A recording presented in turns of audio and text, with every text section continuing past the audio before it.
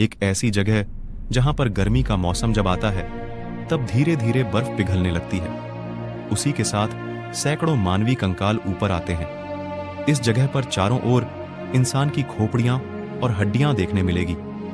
मन में हजारों सवाल उठे होंगे कि इतने सारे लोगों की हड्डियां इस रूपकुंड झील में आई कहां से? यहां पर ऐसा क्या हुआ था कि इतने सारे लोग मारे गए थे? इसके पीछे बहुत सारे रहस्य छुपे हुए हैं। तो जानते इस रूपकुंड झील की कहानी के बारे में।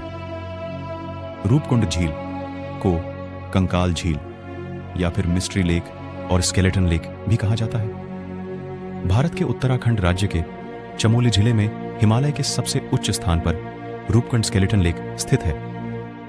इसकी ऊंचाई 16 फीट तक है। इस झील की गहराई तकरीबन 3 मीटर तक है। रूपकुंड झील को पूरे उत्तराखंड राज्य में सबसे ऊंचाई वाला झील माना जाता है। हिमालय की चोटी पर यह झील होने की वजह से झील के आसपास के परिसर वीरान है।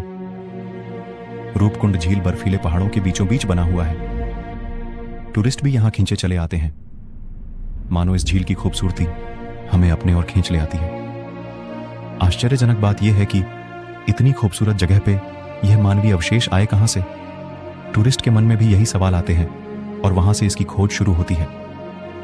रूपकुंड झील का रहस्य कहा जाता है कि रूपकुंड स्केलेटन लेक में जो मानवीय कंकाल मौजूद है उसकी खोज 9वीं शताब्दी से की जा रही है। 1942 में Nanda Devi game reserve ranger Hari Kishan Madhwal ने इन कंकालों के बारे में जानने के लिए इस झील की फिर से खोज की थी। नेशनल जियोग्राफिक की टीम ने भी इस कंकालों के बारे में जानने की कोशिश की थी। इसीलिए उन्होंने रिसर्च के लिए अपनी टीम यहां भेजी थी। रिसर्च करते समय उन्हें इस रूपकुंड झील में और 30 कंकाल मिले और उन पर स्टडी किए गए। स्टडी के दौरान उन्हें यह पता चला कि जो कंकाल मिले उसमें से कुछ कंकालों के साथ अभी भी मांस जुड़े हुए हैं। साल में एक बार गर्मी के मौसम में यहां का बर्फ पिघलने में 1 महीना लगता है।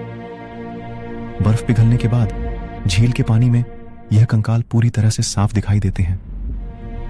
वैज्ञानिकों को इस कंकालों के साथ और भी बहुत सारी चीजें मिली थी, जैसे कि लकड़ी की चीजें, लोहे के भाले, चमड़े की चप्पल, यहां तक कि गहने भी मिले थे। इस जगह पर 300 से ज्यादा कंकाल पाए गए हैं। इस झील के बारे में अलग अलग बातें बताई गई हैं। तो जानते हैं उसके बारे में। जापानी सैनिकों के अवशेष। शुरुआत में माना जाता था कि यह अवशेष जापानी सैनिकों के हैं, क्योंकि दूसरे विश्व युद्ध के दौरान भारत पे आक्रमण करने के लिए यह जापानी सैनिक हिमालय के बाकी इलाकों में से गुजर रहे थे। मौसम खराब होने की वजह से उन सब की मौत हो गई थी। उस वक्त ब्रिटिश सरकार भारत पर शासन कर रही थी। सच्चाई का पता लगाने के लिए ब्रिटिश सरकार ने जांच पड़ताल के लिए वहां पे एक टीम भेजी थी।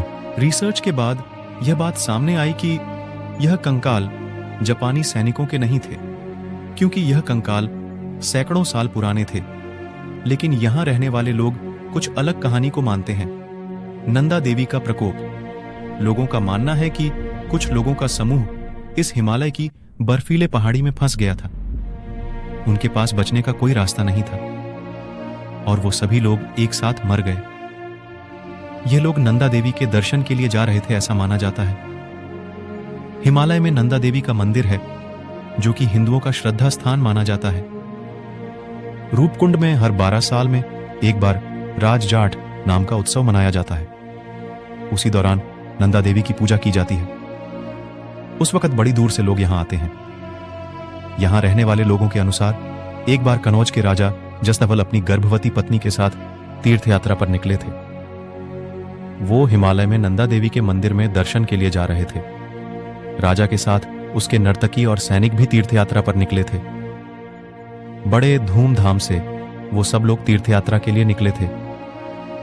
लोगों के मना करने के बाद भी उन्होंने तीर्थ यात्रा के सभी नियम तोड़ दिए थे। वहां के लोगों की मान्यता थी कि ऐसा करने से नंदा देवी माता का प्रकोप हो जाएगा। लेकिन राजा ने उनकी कोई बात नहीं सुनी और हिमालय में बर्फीला तूफान आया और राजा के साथ सारे लोगों की मौत हो गई थी। लेकिन यह कहानी सच है या झूठ, इसका दावा कोई नहीं कर सकता। आखिर कंकाल झील के रहस्य का पता चला। वैज्ञानिकों के रिसर्च के बाद यह पता चला कि रूपकुंड झील में तकरीबन 200 कंकाल मिले हैं। यह कंकाल भारतीय आदिवासियों के हैं और ये 9वीं शताब्दी के हो सकते हैं। इन आदिवासियों की मौत बर्फीले तूफान की वजह से हुई थी। इन कंकाल पर और भी रिसर्च हुए थे। इन कंकालों पर हार्नी एट अल द्वारा जांच की गई। सन 2018 में मालूम हुआ कि इन कंकालों के भी 2 अलग अलग प्रकार के ग्रुप्स थे। एक ग्रुप में जो कंकाल मिले थे वो एक ही परिवार के सदस्य के हैं और दूसरे ग्रुप में जो कंकाल मिले थे वो लोग थोड़े अलग थे, यानी कि वह लोग कद में थोड़े छोटे थे। वैज्ञानिकों का कहना है कि इन लोगों की मौत किसी लड़ाई से या फिर हथियार से नहीं हुई थी, बल्कि उन सब की मौत ओलावृष्टि होने की वजह से हुई थी।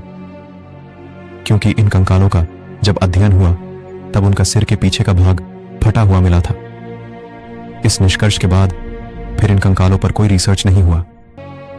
इन कंकालों की वजह से रूपकुंड झील पर्यटकों का आकर्षण बन गई। बड़ी दूर दूर से लोग यहां आने लगे। ट्रेकर्स के लिए तो यह जगह बहुत ही अच्छी है।